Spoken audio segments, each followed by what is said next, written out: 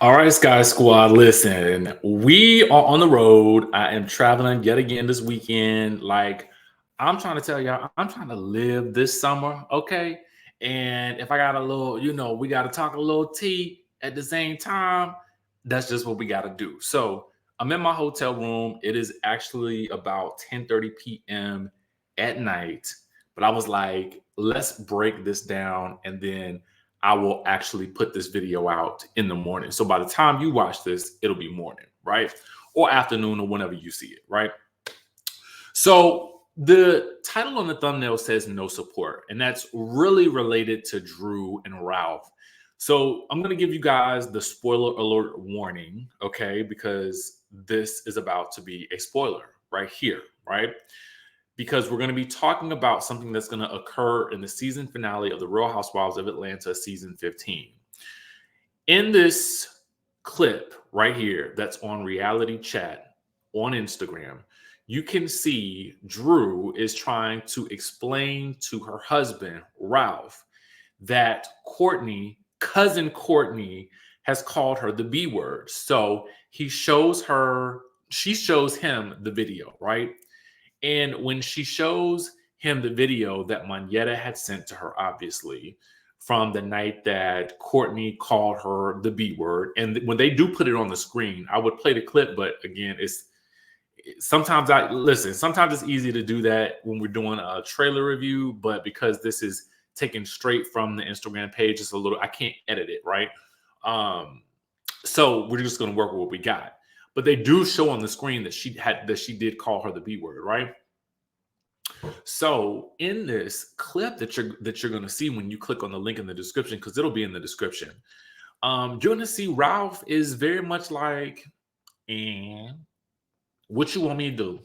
I mean, he's basically like, I've seen Kenya call you the B word. I've heard or seen Marlo call you the B word. I mean, what do you want me to do? Do you want me to you want me to try to go up against him or something like that? And she's basically like, she calls it out, something that we've been all kind of saying, like, you just met this woman. So it's given, are y'all really cousins? Like, are y'all really related, or do y'all just got somebody in y'all family with the same last name? And so now y'all saying y'all related. Like, I need to see the family tree at this point, because otherwise it's really giving something different. You know what I'm saying? And he's very much like blasé about this woman who has all of a sudden come around and now they're cousins. And he's like, I mean, what you want me to do? And she's basically, listen, I get it to a certain degree. I do get it. Is he supposed to run around fighting her battles? No. Does he have to do that? No. But it would be a situation where if that's my cousin, I'd be like, hey, cuz, I heard that you call my wife a B. You know what I'm saying? That don't really sit well with me. I don't really like that. How we gonna fix this situation? Or just in this general sense of you don't really know her all that well. It's just like, all right, I'm cool on her. If you kind of feel in a certain type of way about this situation right now, then because I'm like this, I don't feel like I necessarily need any new friends in my adult life. You know what I'm saying? So it's not like you missing anything if you just met this person, right? I don't know. That's just my thoughts on the situation. Y'all let me know y'all thoughts on it down below. But I also think at this point in time, Ralph is kind of just checked out in general. So that may be more along the lines of why he really don't give an F and is really not going to be supporting his wife. But somebody who is supporting their wife, let me tell y'all somebody that's supporting their wife, and their wife is supporting him. Kandi and Todd's The Past will actually be available to stream on Peacock on Sunday, the same day that The Real Housewives of Atlanta season finale airs.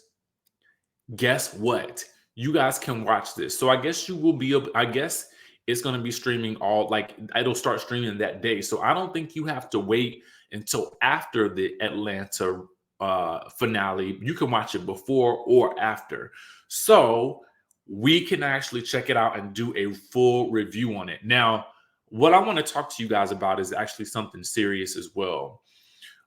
Because, of the writer and the actor strike, anybody that belongs to either of the unions cannot really promote the films that are coming out that they are either starring in or have written or anything like that. So really, it's up to us to get the word out in terms of word of mouth, because, for me, it's an inspiration to see somebody in this space.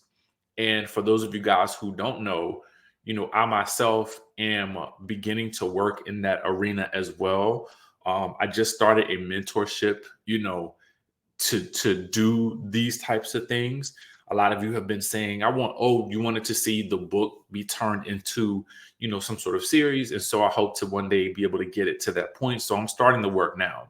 So when I see people that look like me doing the things that I want to do, I just feel like it's up to us as a community, whether you like Candy and Todd or not, to see the importance of the work that they're doing, because again, it's also putting us to work. And if we see it, we can receive that, we can be it. You know what I'm saying? So make sure you guys are supporting this when it comes out on Sunday. Let's watch it on Sunday so we can get those streaming numbers up and they can get more content on the platform. People was kind of like, oh, well, what is it going to give? I mean, and that's really a great question when it's being produced independently. However, with the way cameras are done these days and the quality of not only film, but directors and, just everything that we have technology wise, I see no reason why this shouldn't be a solid project for them. So I can't wait to go and see it. I want you guys to go out and rock and support with it as well, because I think it's just important. All right. So, we talk about like support, and we talk about marriages, especially this video right here. So I want to talk to you guys about Eva and her husband. Okay. So apparently the divorce has been finalized, according to our friends over at the Neighborhood Talk. Both have agreed to not receive spousal support, but Eva will keep their $1 million home. Okay. It was actually settled on August the 3rd. So actually a couple of weeks ago. We recall she actually filed back in May. You guys may recall that. And he also agreed not to accept any alimony or spousal support. And she will not be placing him on child support either. They both worked out their custody agreement privately and were awarded their individual bank and retirement accounts. So it sounds to me like this was an amicable departure from each other, which is always something that you really want to see, in these types of situations, because I kind of feel like, I kind of felt in my spirit that we weren't going to really get a whole lot of tea and drama with Eva and Michael, but unlike we're getting with Croy and Kim. But I also think that, I hate to say this, but I don't think that Eva and Michael have anything to gain from publicizing the elements of their divorce in the way that it probably benefits Kim and Croy to have this divorce play out in the media, because it could be another angle for them to get some type of show or some type of, featured on some type of show, or to get asked to some type of show, because they need the money, because they got to pay off these bills. Okay. So this sounds like an amicable split in this situation. Still no word as to what actually caused the split. I would be interested in hearing. She's going to be on the Real Housewives Ultimate Girls Trip. It was season 4, but now that's being moved to season 5. Who knows if we'll get to see it because of the incidents that occurred on that trip. So who knows? Who knows? I want to talk about one last marriage. And when we talk about this one, speaking of support, I mean, I think this whole video has been about support, spousal support, no support. Somebody who is getting a lot of support right now is Porsha Williams. So Porsha posted this video I guess this was taken from her Amazon Live, right? And so it was reposted to the Neighborhood Talk. And the title was Porsha gushes over marriage to Simon, says she doesn't have any red flags. He had red flags to other people, but I knew they weren't for me. All right, so let's listen to the message that she has to give. Life is amazing. It's just such a blessing to have like my own best friend, that I get to cuddle with. You know what I'm saying? Like last night was not a formal date night at all. We just took advantage of the fact that PJ was with her dad, and we just had drinks, and we just sat on our downstairs on our patio. We didn't even turn the TV on. We didn't turn the TV on. We didn't turn on music. It was just he and I just sitting down there chatting, talking. I think we cried about something. I don't know. Maybe that was the alcohol, but I don't know. It's just so good, y'all. Find y'all partner. Keep y'all standards high, okay? And if it's someone that's showing red flags, just leave. Okay, period. I don't care. It could be the smallest red flag. You are not meant to fix them. Walk away. Because when I tell you, my husband didn't have red flags. He had red flags to other people. But to me, I knew they were not red flags for me. So if he had red flags that were red flags for me, I would have walked away. And when I tell you, it's just so wonderful, y'all. Married life is amazing. It's just such a blessing to have like my own best friend. What y'all think about what Porsha had to say? I kind of agree with that whole situation. I kind of agree with that because listen, here's the thing. In relationships in general, whether it be friendship relationship, family relationship, or romantic relationship, when those relationships end, you will inevitably be at some point in time the villain in someone else's story, and you oftentimes will inevitably put yourself in the hero position in that story. So what you may have given someone else red flags. We all have. We've all been in situations where we have been imperfect with someone else. And so that person may have noticed a red flag and the situation ended. But then I think once you find that person, everything makes sense. So I get what Porsha is saying, especially if that's how she feels. I mean, she seems to be happy.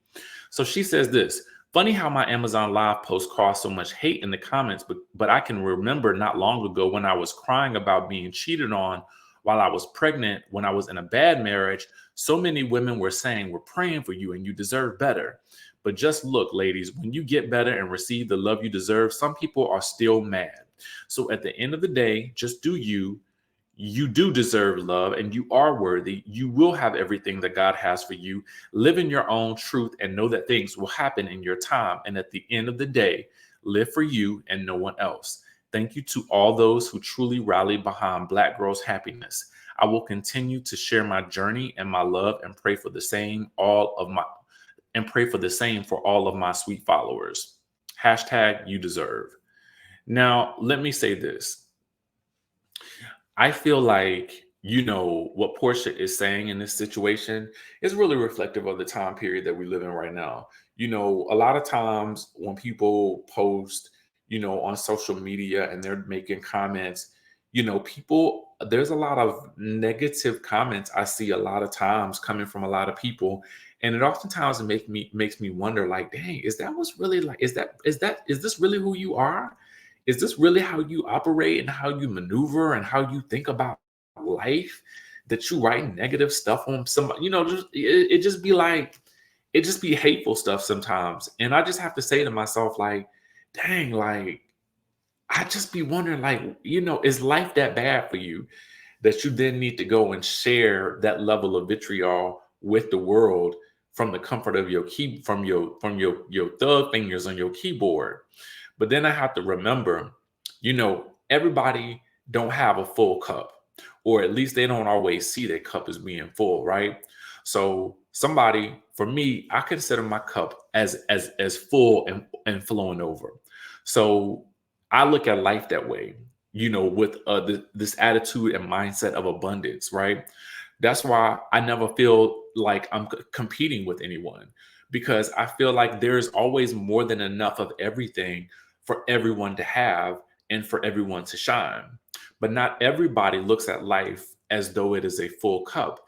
A lot of people I have found see life as a glass that is half empty. They don't even see their cup having much water in it. And so when we realize that, we often realize then that that's the reason why those people are writing those negative comments, because they see their lives as not very full. Therefore, when someone else's life is full, they can't stand the sight of it, or they don't understand it, or they don't think it's real because they don't believe that their life can be that good.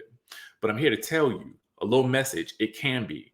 So for me, when I think about what Porsha said in her video, and then I go back to the first story that we talked about with Ralph and Drew, and I listen to what Porsha talks about, and she talks about those red flags. And so I feel like personally, subconsciously, and I'm probably putting 2 and 2 and making 10, but in my mind, Porsha's message is for Drew. Drew, what you are seeing are red flags. Run, girl, run.